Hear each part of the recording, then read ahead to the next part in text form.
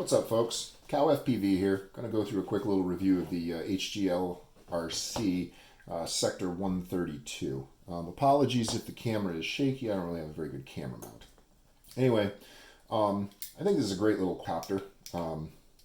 It's a impressive little beast with the CaddX Vista on there, as you can see. But I do have some complaints about this. Number one, this bottom plate seems really easy to break. I mean, I've already cracked it here, and that was just on the first day of flying this. I got it home, got it into the air, and hard landing, and it's already broken. So I want to say that there's some negative points for that, just because I would figure this is a quad that somebody might buy as their first quad. Also, the other thing is that it has this horrible camera mount in the front here. I don't know how well you can see that there, but there's just the one arm right here that supports the FPV camera. And that's pretty much garbage in my opinion.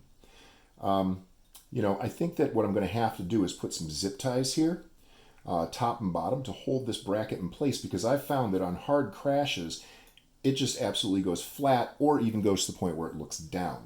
And I don't think we want to have to deal with that.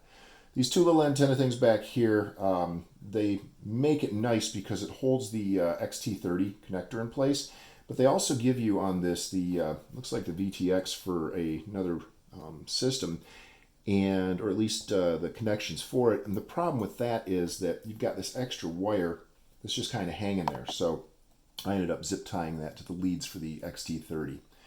I think it's nice that they ended up putting on some extenders on the cap here, you know, and attached it with that nice heat shrink so that it's kind of free to bounce around and not actually put too much stress on those leads. Other than that, I mean, it's a good solid quad. I like the motors on it. I like how responsive it is. I mean, it's just, I've got the 3-inch blades on this, as you can see. So it came with the cowlings and 2.5-inch blades, but that's just not something that I wanted to do with this, because I specifically bought the Sector 132 because it was stated to be a good little freestyle quad. So far I found that it is. A little bit shaky though on the camera because of the crazy mounts here. It's kind of just suspended in air, so any vibrations that go into the camera are going to go right into your goggles. And then the other thing is the cable for the CaddX Vista. As you can see, it's made up of a number of little connectors there, little wires. And they're extremely fragile. I'm glad that they added some heat shrink tubing to this, but the biggest thing is that those cables really still are super fragile. So what I ended up doing was zip tying it in a couple of places to the frame standoffs here, so that it would be able to stay out of the way of escaping this area, really is what it is, because I had noticed that this cable here had come out and been nicked by my my front left prop there. So another thing you want to watch out for.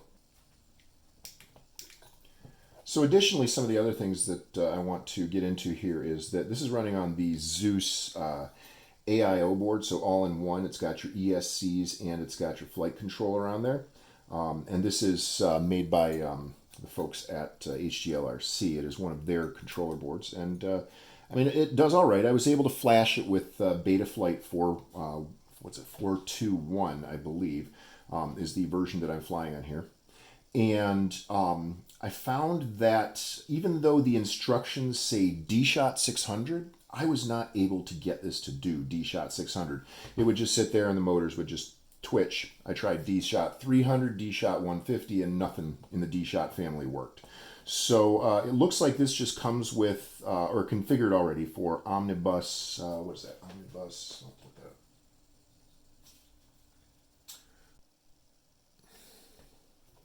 So the flight controller on this board is the Zeus 35 AIO. It's a 3 to 6S F4 flight controller. It's got a 35 amp BLS 4-in-1 ESC, and it's a 20 by 20 mount, so it works well with the CaddX Vista there, so they can all just stack together nicely. So I flashed the board with Betaflight 421 to make sure that I was up to the latest. I wanted to be able to use some of the new tuning modes that are in 4.2. Other things, what else is there?